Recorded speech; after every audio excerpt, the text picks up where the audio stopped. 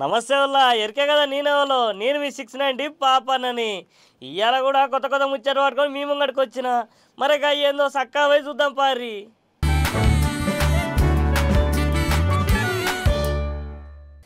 కేంద్రంలో 10 ఏడాది పెట్టే పదుల సభ ఇవాళ సురువైందుల్లా. ఇగోనుల్లా రాష్ట్రపతి మేడం పెద్ద బంగ్లా నుంచి వస్తుంటే చూస్తానికి నా 2 కళ్ళు కూడా సరిపోతలేవు పోన్రి. పార్లమెంట్ కాడికి రాగానే ఉపరాష్ట్రపతి sir, Modi sir, speaker Om Birla sir ఎదుర్కొని మేడాన్ని సభలకు తోలుకపోయినరుల్లా. ఇక మొదటి రోజే 2 సభలను ఒక దక్కన కూసబెట్టి ఇక ముచ్చట చెప్పుకుంటూ వచ్చిందిల్లా. ఇక మన కుంభమేళ కాడ జరిగిన ప్రమాదం గురించి మేడం చాలా బాధపడ్డదుల్లా.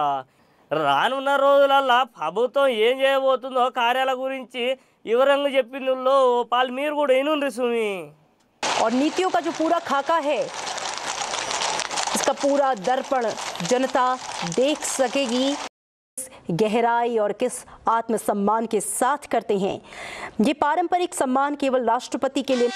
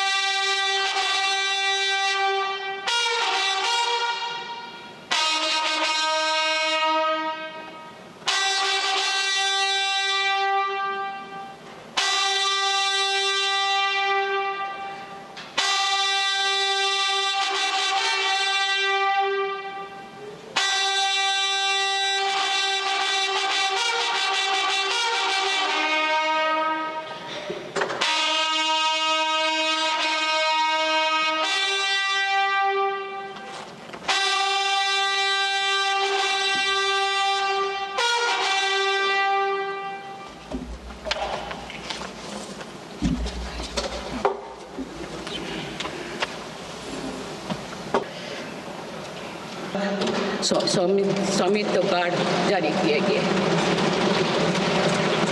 इनमें से करीब 70 लाख स्वामित्व कार्ड पिछले 6 महीने से जारी किए। पीएम किसान सम्मान निधि के तहत करोड़ों किसानों को पिछले महीने में 41,000 करोड़ रुपया की राशि का भुगतान हुआ है। जनजातीय समाज के 5 करोड़ लोगों के लिए धरती व जनजातीय ग्राम उत्कर्ष अभियान प्रारंभ हुआ है। इसके लिए 80,000 करोड़ रुपए का प्रावधान किया गया है। आयुष्मान भारत योजना के अंतर्गत 70 वर्षों और उससे अधिक उम्र के 6 करोड़ वरिष्ठ नागरिकों को स्वास्थ्य बीमा देने का फैसला हुआ है। इन्हें हर वर्ष 5 लाख रुपए का हेल्थ कवर मिलेगा। छोटे उद्यमियों के लिए मुद्रा ऋण की सीमा 10 लाख रुपये से बढ़कर 20 लाख रुपया कर दी गई। मेरी सरकार ने युवाओं की शिक्षा और उनके लिए रोजगार के नए अवसर तैयार करने पर विशेष फोकस किया है। मेधावी छात्रों को उच्च शिक्षा में वित्तीय सहायता देने के लिए पीएम विद्यालक्ष्मी योजना शुरू की गई है। 1 करोड़ युवाओं को शीर्ष 500 कंपनियों में इंटर्नशिप के अवसर भी दिए जाएंगे। पेपर लीक की घटनाओं को रोकने और भर्ती में पारदर्शिता सुनिश्चित करने के लिए नया कानून लागू किया गया है। सहकार से समृद्धि की भावना पर चलते हुए सरकार ने त्रिभुवन सहकारी यूनिवर्सिटी की स्थापना को प्रस्ताव स्वीकृत किया है। सरकार ने प्रधानमंत्री ग्राम सड़क योजना के 4थे चरण में 25,000 बस्तियों को जोड़ने के लिए 70,000 करोड़ रुपया स्वीकृत किए। आज जब हमारा देश अटल जी की जन्म शताब्दी का वर्ष मना रहा है तो प्रधानमंत्री ग्राम सड़क योजना उनके विजन का पर्याय बनी हुई है। देश में अब 71,000 वंदे भारत, अमृत भारत और नमो भारत ट्रेन चल रही है, जिनमें पिछले 6 माह में ही 17 नए वंदे भारत और 1 नमो भारत ट्रेन को जोड़ा गया है। ऑपरेशन वन इलेक्शन और वक्फ अधिनियम संशोधन जैसे कई महत्वपूर्ण विषय पर भी सरकार ने तेज गति से कदम आगे बढ़ाए। ఇగోనుల్లా నాబోటోనికి సుస్తు చేస్తే దవాఖాన పోదామంటే ఎమ్మడే గుర్తొచ్చే దవాఖాన ఉస్మానియా దవాఖాన కాదు ఉల్లా. ఇంకా వెనకట నిజాములు కట్టిన దవాఖానను ఇన్నొద్దులు నడుపుకుంటూ వస్తున్నారు ఉల్లా మనోళ్ళు. ఇంకా ఎప్పుడు కూలి రోగులకు తిప్పలవుతుందో అని సర్కారులు కొత్త కార్యం సురువు చేసిండ్రుల్లా. ఇక మళ్ళీ 100 ఏళ్ళ వరకు ఎట్లాంటి తక్లీఫ్ కాకుండా అన్ని సవలతులతోని ఇంకా గోషామాల్ స్టేడియం కాడ సీఎం రేవంత్ సారు ఇలా దవాఖానకి భూమి పూజ చేసిండుళ్ళు. ఇంకా ఈ కార్యంకి మంత్రులు అధికారులు అందరూ పెద్ద పెద్ద సార్లు అందరూ వచ్చిర్రుల్లా. ఇక మళ్ళీ అదేందో పాలు చూడుర్రి మరే. शासन नशने अभिः तस्मात् विराड जायत विराजो अधिपुरुषः सजातो अच्छारिच्यत पश्चात् भूमि मधोपुरः यत्पुरुषेण अविशा देवा यज्ञमतन्वत वसन्तो अस्य सीदाज्ञो ओम नारायणाय नमः माधवाय नमः गोविंदाय नमः विष्णवे नमः मधुसूदनाय नमः त्रिविक्रमाय नमः वामनाय नमः श्रीधराय नमः ऋषिकेशाय नमः पद्मनाभाय नमः दामोदराय नमः संकर्षणाय नमः वासुदेवाय नमः प्रद्युम्नाय नमः अनिरुद्धाय नमः पुरुषोत्तमाय नमः अधोक्षजाय नमः नारसिंहाय अच्युताय नमः जनार्दनाय नमः उपेन्द्राय नमः हरये नमः श्रीकृष्णाय नमः स्तनोभिः यशेम देवहितं यदायुः इंद्रो वृद्धश्रवाः स्वस्ति नः पूषा विश्ववेदाः स्वस्ति नस्तार्क्ष्यो अरिष्टनेमि ओम इदान पेशेंट्स ना ओम शांति वेरी गुड भागवली ये कदा एंड सर पस्पु जम ओ जंबैराज्यं पारमेष्टगुं राज्यं महाराज्यमाधिपत्यमयं समन्दपर्याय ओम जाय परियुच्योमोति रात्र उत्तम महद्भवति सर्वस्याप्यै सर्वस्य दिच्यै सर्वमेव देनाप्नोति सर्वं जयति।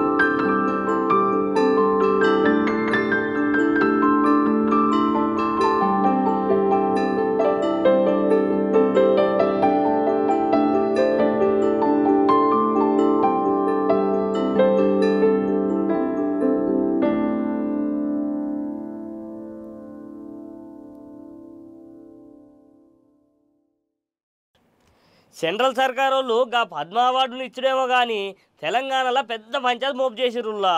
ఇంకా సీఎం రేవంత్ రెడ్డి సార్ చెప్పిన వారికి ఒక్కలకు కూడా ఇవ్వకపోయేసరికి కోపానికి వచ్చిన సీఎం సారు కేంద్రం వాళ్ళని గట్టిగా అరుచుకున్నాడుల్లా.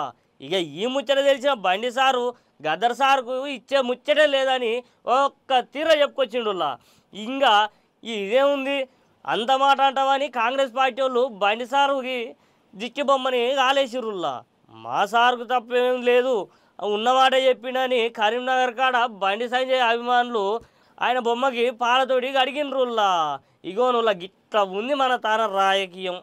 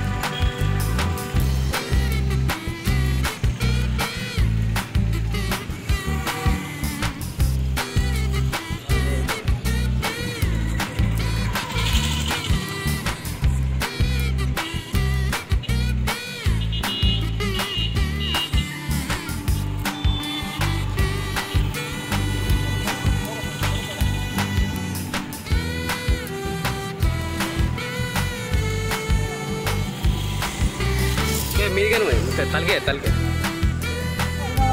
मीगे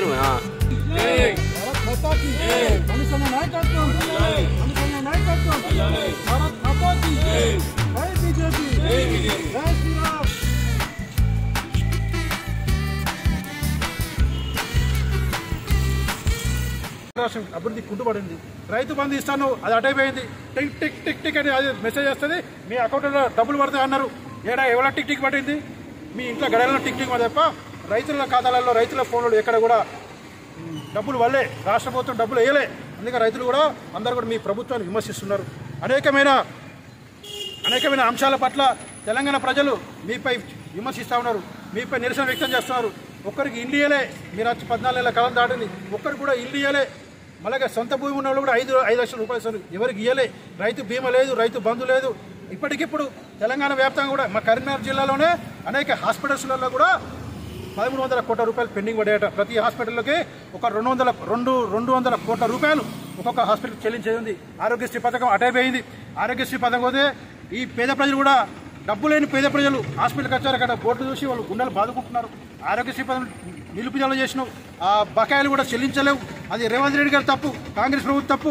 వెంటనే కూడా తెలంగాణ చెప్తున్న హాస్పిటల్స్లకి మీ బకాయిలు చెల్లించి పేద ప్రజలను ఆదుకోవాలని చెప్పి మేము పేద ప్రజల తరఫున మేము రేవంత్ రెడ్డి గారి ప్రభుత్వాన్ని, కాంగ్రెస్ ప్రభుత్వాన్ని కోరుతున్నాం.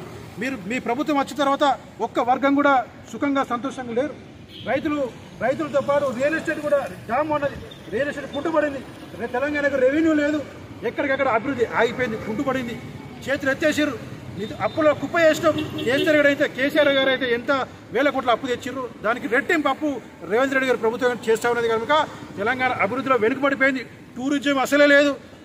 ఆంధ్రప్రదేశ్ డెవలప్ అవుతుంది, ఏపీ డెవలప్ అవుతుంది. వాళ్ళు చక్కగా మోడీ గారితో ఉండి నిధులు తెచ్చుకొని డెవలప్ చేసుకుంటున్నారు.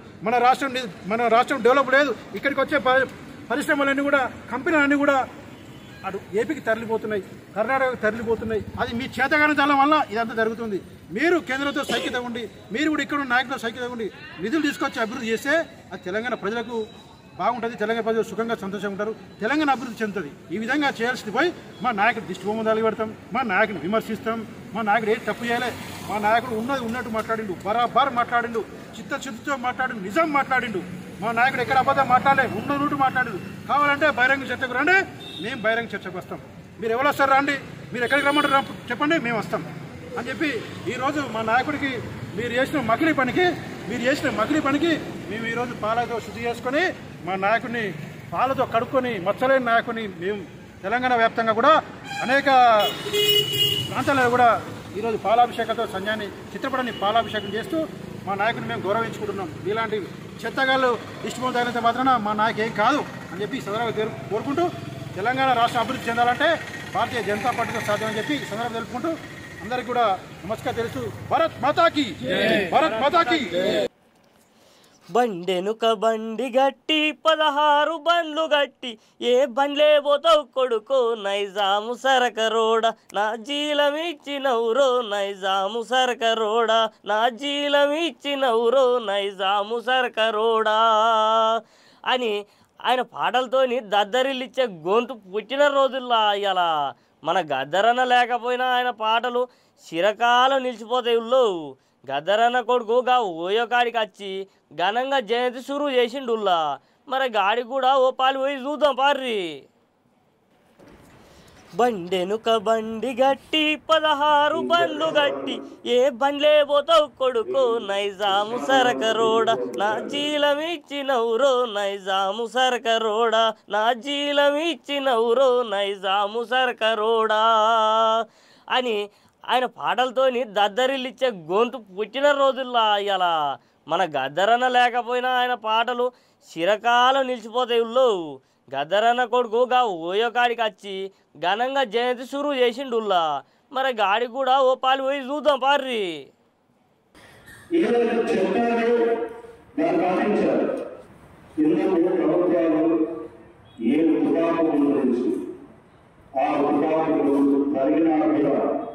ఈ మహోత్తరమైన భారతదేశం కోసం మళ్ళీ బయలుదేరారు. ఒక్కొక్క బాధ తన సందర్శన అంతా అవన్నీ కూడా గదిలో ఫౌండేషన్ వాళ్ళు తీసుకురాబోతున్నాం. ఆ ఆడియోస్ వీడియోస్ పంపిస్తారు. మీ అందరికీ అన్నీ చదువుతాం. రేపు 77వ జయంతి సందర్భంగా రవీంద్ర భారతిలో గద్దర్ ఫౌండేషన్ తరఫున యావత్ భారతదేశ ప్రజలందరినీ కూడా పిలుపునిస్తున్నారు. మీ గద్దరన్న చేసిన పోరాటం మీతో కలిసి పంచుకున్న జ్ఞాపకాలని అట్లాగే ఒక సామాజిక కార్యక్రమంలో భాగంగా ఆట పాట మాట మీ సందేశాన్ని ఇవ్వాల్సిందిగా కోరుతాను. ఇగోనుల్లా పేదల కష్టాలు తీర్చేటోడు అలా కన్నీళ్ళు తుడిచేటోడు అసలైన నాయకుడు కాదుల్లా. గిట్లాంటి నాయకుడేనుల్లా గీ వంశీకృష్ణ సారు పేదల కోసం తక్కువ ఖర్చులో వైద్యం అందియాలని కొత్తగా హైదరాబాద్ కాడ ఈ సిబిఎం అని దవాఖానా ఓపెనింగ్ చేసిండుల్లా. ఆడికి మన ఆరోగ్య మంత్రి రాజనరసింహులు సారు కూడా వచ్చిండుల్లా.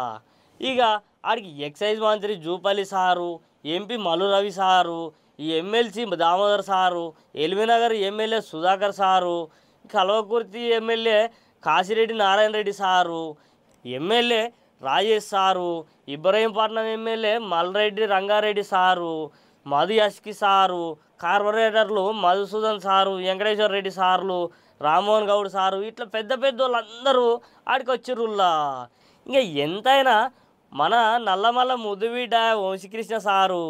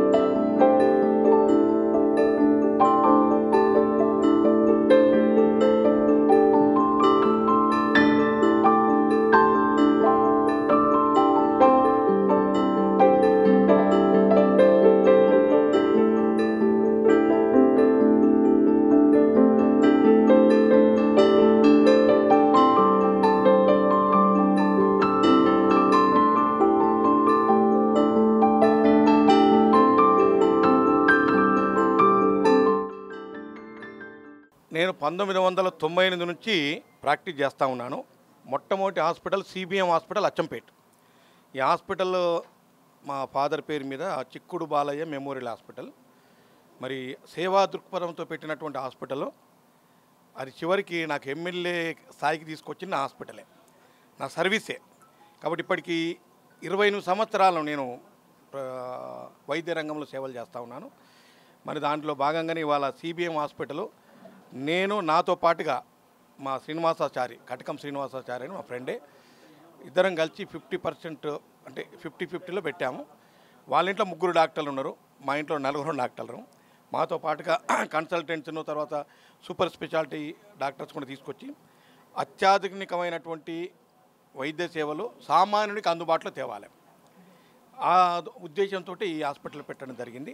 దీనికి Rajiv Arogyasri, state government reimbursement, అదేవిధంగా టీపీఏ థర్డ్ పార్టీ ఇన్సూరెన్సెస్, తర్వాత ఇంకేమన్నా వీలుంటే సెంట్రల్ గవర్నమెంట్ స్కీమ్స్, క్యాష్లెస్ ఎక్కువ, అంటే డబ్బులు కట్టకుండా వేరే రకంగా అంటే పేషెంట్కి బెనిఫిట్ అయ్యే విధంగా ఆ రకంగా మా ఆలోచన ఉంది. అన్నిటికి మించి అన్ని రకాల వైద్య సేవలు ఉంటాయి ఎక్సెప్ట్ బ్రెయిన్ అండ్ హార్ట్, ఇవి తప్ప ఆర్థోపెడిక్ అన్ని ఆల్ డిపార్ట్మెంట్స్ పెడుతున్నాం. నాకున్నటువంటి నా కొలీగ్స్ చాలామంది కన్సల్టెంట్స్ ఉన్నారు. గతంలో నేను విశ్వాస హాస్పిటల్ పెట్టాను ఇక్కడ హైదరాబాద్లోనే. దానికన్నా ముందు సిబిఎం హాస్పిటల్ పెట్టాను ఇక్కడ చంపాపేటలోనే, కర్మన్ఘాట్ చంపాపేటలోనే. ఇప్పుడు కలవకుర్తిలో సిబిఎం ప్రజా వైద్యశాల ఉంది. ఈ రకంగా మా జర్నీ 20 సంవత్సరాల జర్నీ మాది. కాబట్టి నేను, మా మేడం, మా పిల్లలు, అట్లాగే శ్రీనివాసాచార్యని చెప్పిన కదా, వాళ్ళ ఇంట్లో వాళ్ళ అల్లుడు, వాళ్ళ కూతురు, వాళ్ళ కోడలు కూడా ఇప్పుడు ఈ రకంగా ఇంతమంది డాక్టర్లు ఉన్నాం. అన్నిటికి మించి ప్రైవేట్ హాస్పిటళ్ళల్లో, కొన్ని కార్పొరేట్ హాస్పిటల్లో పెద్ద మొత్తంలో ఫీజులు కట్టలేక ఇబ్బందులు పడుతూ ఉన్నారు. అటువంటి వాళ్ళకి మా హాస్పిటల్లో మ్యాక్సిమం కన్సెషన్ పర్సనల్ కేర్ తీసుకుంటాం. దానికి తోడుగా ఇంకా సీఎం రిలీఫ్ ఫండ్ కానీ ఇంకేమన్నా గవర్నమెంట్ నుంచి వచ్చే బెనిఫిట్స్ ఏమంటే అవి కూడా ఇప్పించడానికి నేను కానీ, మాతో పాటు మా ఎమ్మెల్సీ గారు దామోదర్ రెడ్డి గారు, అదేవిధంగా మా కలవకుర్తి శాసనసభ్యులు కూచుకుల్ల మన కచ్చిరెడ్డి నారాయణ రెడ్డి గారు, తర్వాత doctor Rajesh Reddy MLA of Nagar Kurnool, తర్వాత గౌరవ మంత్రివర్యులు జూపల్లి కృష్ణారావు గారు, వారు కూడా త్వరలో రాబోతూ ఉన్నారు. వారే కాకుండా మా ఇన్ఛార్జ్ మంత్రివర్యులు దామోదర్ రాజనరసింహ గారు, వారి అందరి సహకారంతో హాస్పిటల్ ఓపెన్ చేశాం. అన్నిటికి మించి మా కాన్సెప్టు బీదవాడికి ప్రైవేటు వైద్యం అతి తక్కువ ధరలో అందించాలనే సంకల్పంతో హాస్పిటల్ ఓపెన్ చేశాం. 51 బెడ్తో ఇప్పుడు స్టార్ట్ చేశాము. రాబోయే కాలం దీన్ని ఎక్స్పాండ్ చేస్తాం. నేను చెప్పిన కానీ ఇంతకుముందు ఒకటి బ్రెయిన్, హార్ట్ తప్ప అన్ని ఆర్థోపెడిక్ కానీ, గైనక్ కానీ, general, paediatrics, plastic surgery, urology, neuro surgery అన్నీ ఇవన్నీ కూడా దీంట్లో ఉన్నాయి. ఇంతకుముందు నేను నడిపాను ఇక్కడ 2 సార్లు. ఒకటి సిబిఎం హాస్పిటల్ చేసాం, ఒకటి విశ్వాస హాస్పిటల్. 28 years నుంచి ఇదే రంగంలో ఉన్నాం. బేసికల్ ఐఎమ్ సర్జన్. నేను మొన్న అచ్చంపేట హాస్పిటల్లో మెగా సర్జికల్ క్యాంప్లో 762 సర్జరీలు చేశాం. So with in a span of 45 days. మళ్ళీ ఈ మంత్లోనే అంటే ఫిబ్రవరిలో 8, 9, 10 ఈ 3 రోజుల్లో అచ్చంపేటలోనే ఒక 1000 హాస్పిటల్ చేయాలి, 1000 ఆపరేషన్స్. 3 రోజులు కాదు, ఆ రోజు క్యాంప్ స్టార్ట్ చేస్తాం. అది 30 రోజుల, 40 రోజుల, ఎన్ని రోజులు వీళ్ళు ఉంటే అన్ని రోజులు అయిపోయేంత వరకు, అప్పటి వరకు రిజిస్ట్రేషన్ అయిన వాళ్ళందరూ కూడా ఎన్ని రోజులు వీళ్ళుంటే అన్ని రోజులు ఆపరేషన్ చేసి మొత్తం పైన బీద ప్రజలకు న్యాయం జరగాలనే ఉద్దేశంతో ప్రతి సంవత్సరం 2 సార్లు ఏరియా హాస్పిటల్ అచ్చంపేటలో సర్జికల్ మెగా సర్జికల్ క్యాంపును నిర్వహిస్తూ ఉన్నాం. ఈ వచ్చే క్యాంపు 2వ క్యాంపు. ఎవ్రీ ఇయర్ జూను జనవరి ఈ రకంగా పెట్టాలని మా ఆలోచన ఉంది.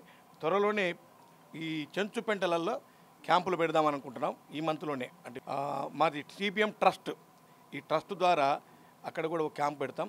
మ్యాక్సిమం మరి సర్వీస్ ఓరియంటెడ్ సేవా దృక్పథంతో చేస్తున్నటువంటి ఈ కార్యక్రమానికి అందరూ కూడా ప్రజలు ఆదరిస్తూ ఉన్నారు.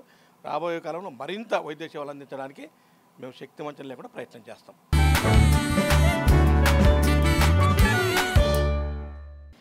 చూసిరు కాదులా ఇవాళ కొత్త ముచ్చట్లు, మళ్ళా రేపు కొత్త ముచ్చట్లు పట్టుకొని మీ ముంగడికి వస్తా. ఇంకా అప్పటి వరకు చూస్తూనే ఉండరు. క్రమం తప్పకుండా 6 9 TV.